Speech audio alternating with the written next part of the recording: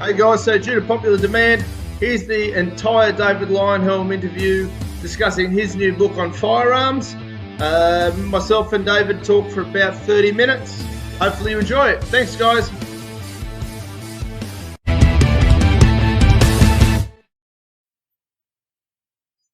Okay, ladies and gentlemen, Resolute TV, this is episode 1.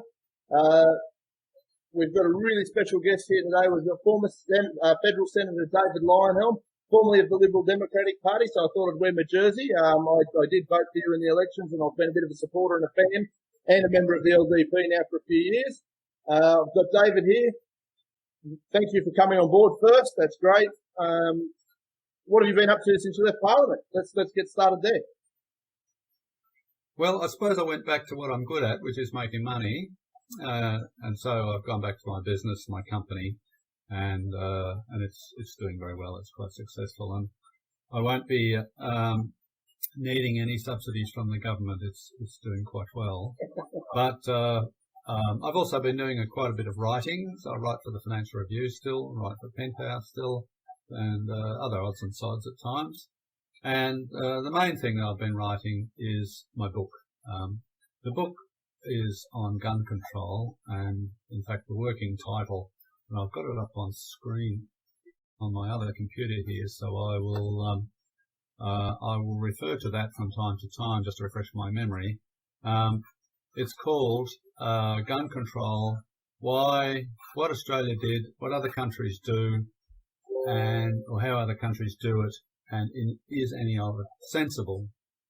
So it's aimed. So I've been using my time to finish this book, and it's now finished. It's ready to go to the publisher. The publishers like. So this is a bit of an exclusive announcement that you've got a book coming for the people, and I've got your first book, and I've read it. Great read, and now what you're telling us is there's another one coming for people to get excited about.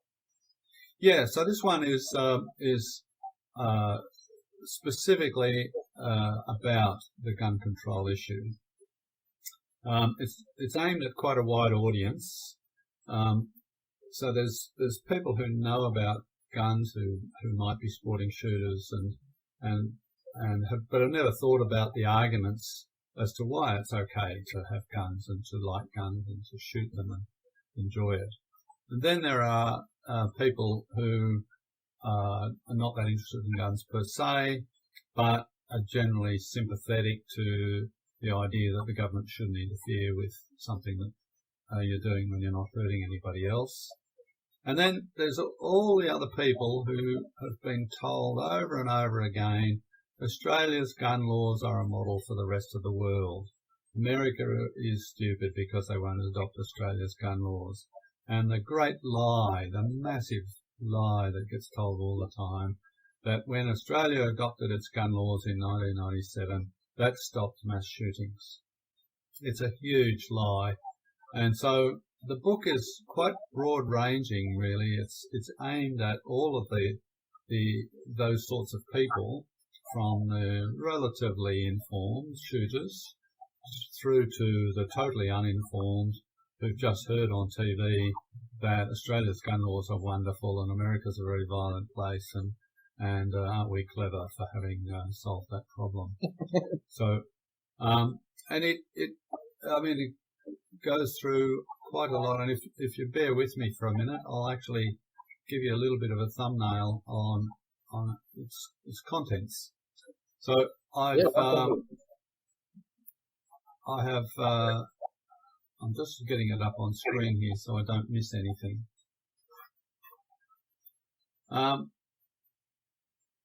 So I've addressed the question, why do Australians own guns? I get this quite a lot myself. What do you want a gun for anyway, is the common question. So why do Australians own guns? So I address sport, hunting, occupational uses, of course, collecting firearms, quite an important component of gun ownership. And I discuss the self-defence and protection of property issue, although in Australia, Australia's one of the few countries that doesn't allow guns unless it's money. You're allowed to protect money with guns, but nothing else.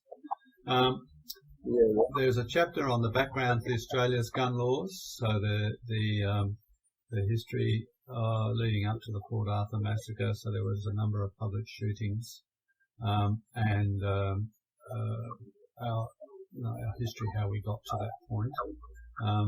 There were about 5 public shootings that were influential, starting with the Milperra massacre and then going through the ones in Melbourne, one in Sydney, Strathfield, Queen Street, Hoddle Street, and then Port Arthur. And so I suppose the significant point about those is that the focus was all on semi-automatics and banning semi-automatics and getting rid of these nasty rapid-firing guns.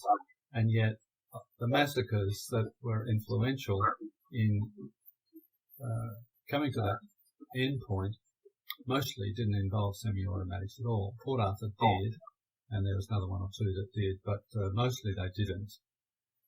I then spent... So the correlation is what there is what you're saying. Yeah, so, it's demonising a particular type of gun when that gun wasn't even the main factor in any of them. The only common factor in all of them was that they had was a firearm and it had bullets in it. It's sort of it'd be equivalent, I suppose, to if a Ford has a car accident, well, all Fords must be banned because they're dangerous and somebody got hurt. I mean, not as an ad for Ford, but I mean, blaming a particular type of gun would be similar and akin to that, I suspect.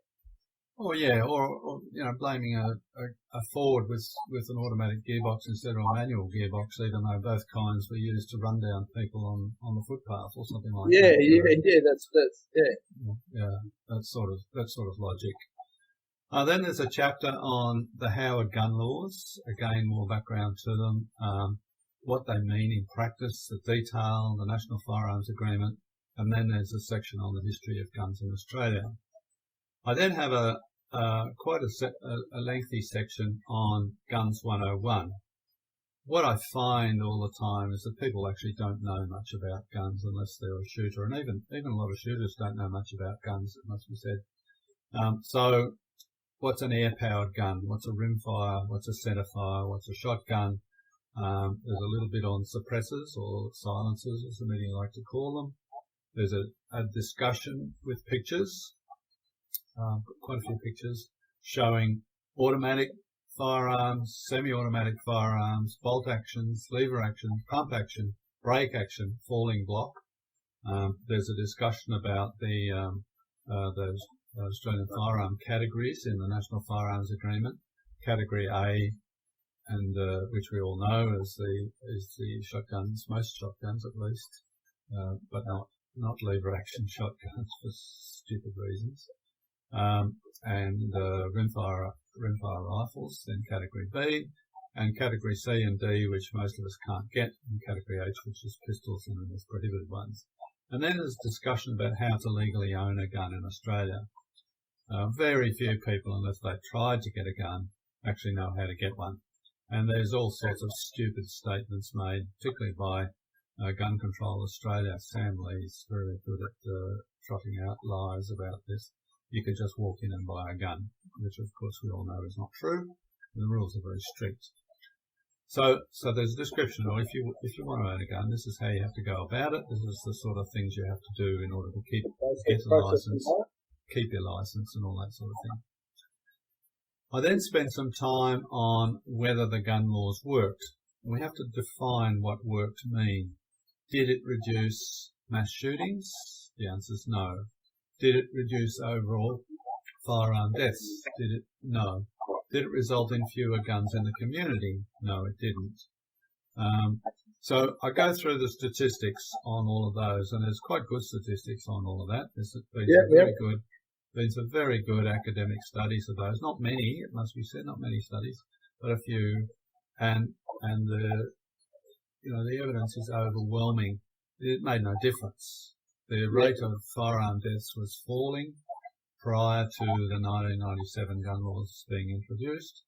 The rate of firearm deaths, in fact the rate of murders in general, continued to decline at precisely the same rate as it did before the gun laws were introduced. It's arguable we've become a less violent society in many ways than 20, 30, 40 years ago, and the record keeping would be very different as well.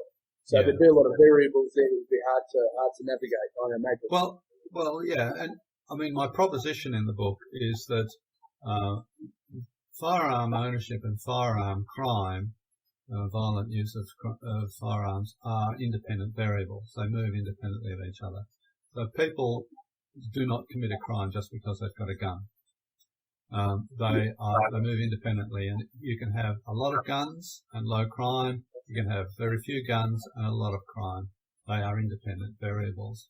And the numbers support that. The numbers show that they made no difference. It's not that I don't support the argument that some people have when there's more guns, less crime. In the context of America, under very specific criteria, concealed carry can have an effect to that, like that. But in general, the statement, if you don't qualify it very heavily, the statement that with more guns there's less crime is not true. Equally, when you get more guns there's not more crime. They are independent variables. They move independently of each other, and one does not influence the other. So I've spent quite a bit of time in the book going through the data on that to look at whether or not the gun laws had what effect they had, and the answer is none. Yeah, right. So then I needed to deal with this idea that Australia has somehow solved the gun problem. So we looked at gun control. I look at gun control in other countries. There's chapters, quite lengthy chapters, written by people who live in those countries about their gun laws. So I've got a chapter on New Zealand, which until the Christchurch massacre had relatively relaxed gun laws. Even now, New Zealand's gun laws are more relaxed. Even after these latest gun control changes, New Zealand's gun laws are not as stringent as Australia's. There's a chapter on Switzerland by an Australian who's a friend of mine, lives in Switzerland, is a very, very keen shooter. In fact, when I visited him in Switzerland several years ago, he took me shooting, and they have all sorts of guns that we're not allowed to have, and they're very relaxed about guns in Switzerland. It's a very civilized country. There's a big chapter on the United Kingdom, which of course has very strict gun control, including no pistols, essentially. Although their laws about rifles, they have no problem with all the calibers. They have no problems with magazine capacity, any of that sort of stuff. No laws like that. So even then, some of the things that the UK's got are less stringent than what we've got. There is a chapter on Ireland written by a guy who lives in Ireland, who's had amazing record of challenging the gun laws over there. There is a chapter on India and their gun laws, and of course there's an issue there about enforcement as well as what the laws are. The Czech Republic is fascinating. They have gun laws not unlike some of the states of America. They have concealed carry, and they have a presumption in favour of concealed carry if you want one. So you can lose the right to concealed carry in the Czech Republic, but unless you've lost it because you're a violent person, you committed a crime or something like that, you have an entitlement to a permit to concealed carry. And there are quite a lot of people who do have permits for concealed carry, and they like it that way. And of course, the Czech Republic is no more violent than Australia. In fact, on some parameters, it's less violent. And same with Switzerland, of course, although they don't carry guns for self-defence in Switzerland very much. You can get them for self-defence, but you need to justify it. There needs to be a reason, and it's a very safe country, so most people don't bother. Czech Republic, you don't need a reason. You can get one, and a lot of people do, but it is a very safe country. And so, again, it reinforces this idea that the number of guns that people have, the availability of guns, is completely independent of levels of violence, levels of crime, shootings and things like that. And finally, there's a little section on Malaysia. The only reason Malaysia is included is because Malaysia has both capital and corporate a corporal punishment for certain firearms offences. If you use a gun in the commission of a crime, you can be flogged. So they have floggings and cane, and if it's bad enough, you can be hanged. And yet, Malaysia still has gun crime. They still have illegal guns. You can still buy illegal guns, and they're still used in criminal activities. And then finally, on the foreign countries, I've devoted quite a big chapter to gun control in America. Now, a lot of people say, oh, American gun laws, this, American gun laws or that. The fact is there's no such thing as an American gun law. They are state-based primarily. There is federal law, but that is just a cost of service, and it doesn't really make a lot of difference overall, apart from the fact that full automatics are prohibited, and big things like cannons and bazookas and stuff like that are controlled. You're not allowed to carry a bazooka. That's outrageous. Yeah. Well, you can, but you have to get a permit for a federal license. Yeah, you need a federal firearms license. There is, of course, the Second Amendment, which is the core of their right to own guns in America. So I discuss that, and then I look at the state law.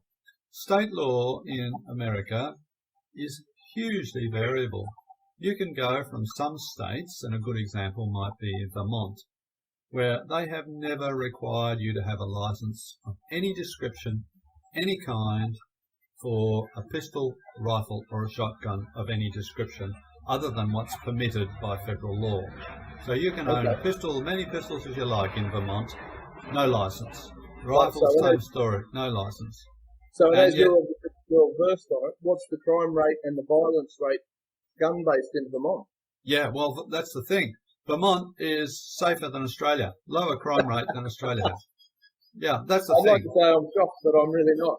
Yeah, no, that's right. And then there are other states where they have relatively high or relatively strict gun laws. Hawaii, for example, is relatively strict and no safer. Still not a dangerous place. It's no safer. And then they have areas where, gun crime is quite high. Chicago is a good example, and they have quite strict gun laws there. Washington, D.C., Baltimore. There's quite a number of places. And there really is no linkage, no connection whatsoever to the gun laws. They really are irrelevant to it all. I suspect the old adage that criminals don't actually care if they're banned; they're going to use them anyway. The criminals aren't overly concerned about what the law says; they're a bit more concerned about what they're doing. That's true. And if you actually look at gun violence in America, that it's 3/4 of it is suicide. Now, that is a gun-related factor. The reality is, if there were fewer guns, fewer people would kill themselves using a gun. That doesn't mean fewer people would kill themselves. They would just use other methods. And we know that from Australia. Not that many people shoot themselves in Australia, and yet our suicide rate is pretty close to the same as America. But men who are more likely to own guns are also far, far more likely to kill themselves than women. They do it with guns in America. They do it with guns here too in Australia, but not as often. Guns aren't so widely available. But when you look at crime rates in America, there's pockets of it. There's cities where the crime is bad.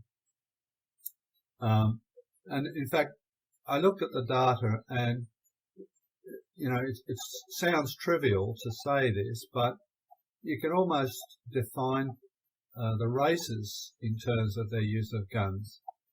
White people, particularly white men, kill themselves. Black people, particularly black men, kill each other. Asian people don't kill anyone. And that's the data. That's what the data shows. It's not based on feelings. It's based on actually how it acts. It's not nothing to do with the guns. I mean, how can it be all about the guns when there's a very, very strong racial element to it? So, it's not the guns at all. There is a discussion about mass shootings as well. They're the ones that horrify everybody in the TV, but in the scheme of things, they're statistically really very tiny. And there's a discussion about the National Rifle Association, which does some wonderful work. Keeps a lot of shooters from breaking the law inadvertently, training, providing a place to shoot, and of course advocacy on behalf of the Second Amendment and gun ownership. I mean, globally, obviously a massive issue, and all the latest things going on with this virus and things. There's a lot of people sort of stammering and chomping at the bit to go and buy more guns and ammunition. Do you think there's a link there? I mean, I see what I see, but we're after your opinion today. Yeah, well, I mean, you see the violence just over such a thing as toilet paper hoarding. And you think, okay, civil society is breaking down. It's every man for himself. I need to protect my family because no one else is going to do it. It's a fairly natural fear. And, we scoff at that sort of thing, except that, there's absolutely plenty of historical precedent for that being the case. And I don't blame people for being concerned about their safety and the fact that you can't rely on the police and the government to save you. And in some cases, and that's certainly the case in Australia and the UK, the government and the police are the problem. And so, there's also people like me. I'm a libertarian, and we sort of say, at what stage are we going to push back against the authority of the state and say, that's enough? I don't want you to do that anymore. If I want to sit in the park and read a book, I do not want some thug in a uniform to come along and say you're breaking the law. I want that thug to go away and do something useful to protect my life. Preferably not paid for by your tax dollars. Yeah. Anyway, carrying on with the book, I have then devoted a chapter to the moral and philosophical arguments for gun ownership. Now, this is, I think this is important because people need to understand that this is not just all about I like guns, therefore I should be allowed to do it. There are some philosophical reasons why the right to own firearms should not be interfered with. So arming the workers, if you're a socialist, there's always been an argument by socialists that guns are required to defend themselves, for workers to defend themselves against the bosses, against the proletariat, against the bourgeois state. And there's I've basically copied some stuff written by communists or socialists, I'm not sure what they are. I don't think they're sure anymore, are they? And in which they argue that modern day socialists are letting the side down, basically, by advocating disarmament of the workers. How are the workers ever going to stand up for themselves if they're unable to resist the arm of the state? There's another section on the harm principle. This is something that appeals to libertarians. That's John Stuart Mill's harm principle from On Liberty, which is the only reason for a government to intrude is to prevent harm to others. So there's a discussion about whether or not he would have supported. He never said anything about gun control, Bill. But the question is whether he would have been in favour of gun control or not. And the conclusion is that no, he probably wouldn't have been in favour because no one was getting hurt. Yeah. There is also a discussion about the argument, are you a citizen or are you a subject of the state? The old aphorism, when the people fear the government, there is tyranny. When the government fears the people, there is liberty. So this is a profound philosophical discussion. Is any law, that's constitutional, so to speak, legitimate? Is any encroachment on power legitimate?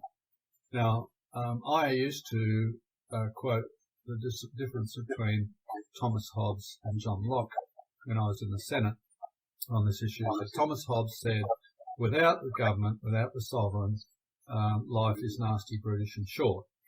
And the only way to maintain civilization is to give up all your rights to the sovereign, or the government, as we would now say, and then the sovereign gives you back whatever rights that he thinks is appropriate, and you should be grateful for it. So every right you have is a gift of the government, so to speak. So whatever the government decides to do is legitimate. But there's a lot of people who subscribe to that view, and they will argue, well, if the government says that's the law, then that's the law, and that's the end of it. And you will hear that argument all the time. The other argument, and the one I prefer, is one expounded by John Locke, who was very influential in the American Declaration of Independence and then the Constitution. All men are created equal, and we have inherent rights. We're born, bestowed by our creators with the right to life, liberty and happiness is what it says in the Declaration of Independence. And so what they're basically saying is we don't get our rights from the government, we're born with them. They might come from God if you believe in God, or that you might just believe that they are inherent. What you certainly don't believe is that they are a gift of the government. But that's a very important thing, because when you apply that to gun control, the question then is, does the government have a right to control guns, your ownership of guns, just because it can? Or does it need to justify controlling guns?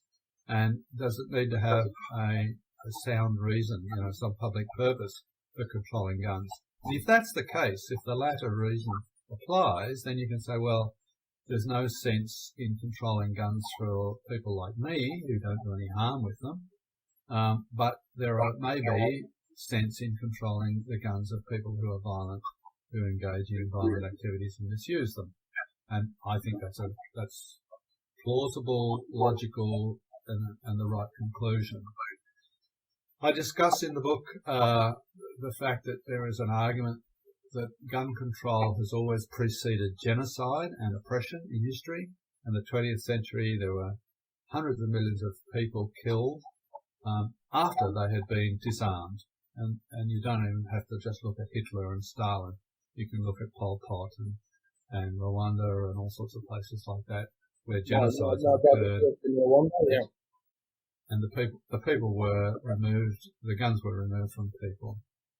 There is a discussion about gun control being racist, and in America that's absolutely the case. Gun control was introduced in order to keep the hands out of black people, keep them out of the hands of black people. And there are some articles in the book by black people who are strongly opposed to gun control for that reason.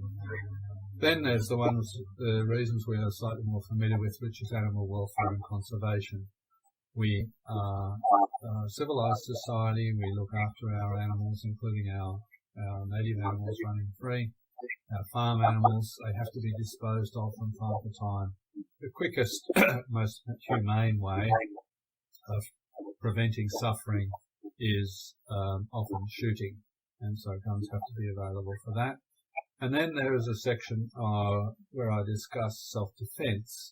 And I've actually looked at the philosophical basis for self-defense. There is an argument that it is an inherent right, self-defense, and if you don't have a practical means of exercising that right, then you don't really have that right at all. I've also looked at self-defense around the world. I've looked at nearly all the countries of the world and whether or not having guns for self-defense is permitted per se. It's allowed if you have justification, or it's not allowed at all, which is the case in Australia. What I discovered is that there are still a number of countries where it's assumed if you want to have a gun for self-defense, you can have one. That's not infringed at all. there's a vast number of countries where if you believe you have a cause, there's somebody threatening you, you can get a gun for self-defense, and that's not doubted. And that's the vast majority of guns. And then there's a relatively small number of countries, including Australia, where you can't have a gun for self-defense at all. And the funny thing is, those countries in the group in which Australia is located, they are overwhelmingly authoritarian countries. They're not free liberal democracies. Okay, and then there's a chapter on gun myths. So I've addressed half a dozen or so, a bit more than half a dozen myths. So I addressed the myth that guns are only designed to kill. That's not true. The myth that semi-automatic guns are new technology. Depends what you mean by new, I suppose, but they're definitely not new. The myth that the AR-15 is a military assault rifle. Anyone who knows anything about the military and rifles would laugh at that one, but there's not many people who actually do know that. The myth that gun ownership is a privilege, not a right. So that's the same argument as the Hobbes versus Locke point. The myth that more guns equals more crime. None of the data supports that. The myth that legal guns supply illegal users. It's largely not true. There are legal markets and illegal markets, and they don't overlap very much. There's a discussion about appearance of guns. That's mainly an Australian issue, where they're running around arresting people for having little plastic guns. Crazy nonsense. And then there's the discussion about this claim by some people that you can just ban guns and that would solve the problem. I've heard that from otherwise sensible people. Why don't we just ban them? Totally irrational when you consider what that would mean. And then finally, I've had a look at what are touted as being sensible gun laws and whether or not they're sensible. So that's a look through licenses, restrictions on the types of firearms you can have, and this is what we have in Australia. So semi-automatics, pump actions, lever actions, that sort of stuff. Gun registration, whether that helps. Prevention of theft of guns. Gun amnesties, gun buybacks, waiting periods. A good guy with a gun, whether considered that'll stop a bad guy with a gun. Yeah, that's right. And background checks. The background checks are probably the only one that's genuinely sensible out of all of those. If you've got a background of violence, threatening violence, engaging in violence, quite possibly even a background involving fraud, okay. May that's a more arguable point, but certainly if you have a background of violence, then there is a very strong argument for not allowing you access to firearms, and that makes sense to me. And America, to a degree, does that. They have the National Instant Check system, and that largely keeps guns out of the hands of the nutters in the legal market. Of course, there is the illegal market. Switzerland also is quite big on background checks. They still have a license system, but each time you buy a gun, you have to get a police clearance every single time. And so, you might have your license and you might have been a law-abiding person for, some years, and then something snaps and you turn into a nutter and the police find out about you. Well, in Australia, that might not prevent you from getting a gun, even under our very draconian systems, but in Switzerland it would. Okay. And I think that's a relatively sensible approach. So that's the book. It's due to be published. Well, it's ready to be published now, but my publisher is somewhat hamstrung by all these limitations, virus limitations, and says he's got a couple more books that he has to produce before mine anyway. So I don't have a timetable, but it will be this year. I'm hoping. Okay. And is there going to be many platforms that's going to be available for purchase? Because obviously, yes, I'm sure there's a big portion of what we're talking about are going to be interested and excited. So yes, so I'm hoping that I can get it onto some shooting organisations, online sales platforms. It will be available online to buy. I'm not sure whether I'll put it on Amazon immediately. You don't make much money out of Amazon, but we'll see how we go. There's not enough coming. DavidLeyonhjelm.com, t-shirts, hats, and books, all in the works or anything. Yeah, I'm not sure that I want to go that far. I would be much more interested in, say, the Shooters Union and SSAA, putting it on their website and selling it, and making some money out of it. I mean, they'll make money out of it. And, I mean, I don't need money. They need money.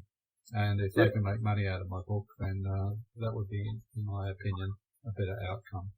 So that's the story.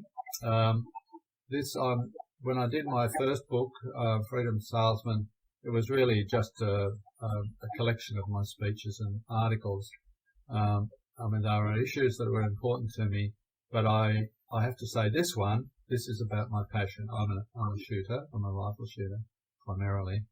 And I also absolutely believe that the right to own a gun is fundamental to a free person. And so this comes really very, very, very close to the bone from my point of view. Well, look, I'm really excited, one, to have you on. I think it's great for this fledgling little program. So somebody of your caliber and expertise is pretty cool. Obviously we've been on the same political team for a little while as far as a lot of things go, which I really appreciate your efforts in that arena, and I know a lot of other people do. What we'll do is, ladies and gentlemen, I'm thanking David Leyonhjelm on everyone's behalf for participating. I'm hoping you'd be willing to come on a little bit frequently over the next at least 10 weeks while we do this project and discuss other things going on. That'd be great if you'd be willing to do that. I'm sure the audience will love it. And I look forward to talking to you more often. All right. Thank you, Dean. Yes, we can talk again. Make sure you click subscribe and click the bell, and we will see you next week.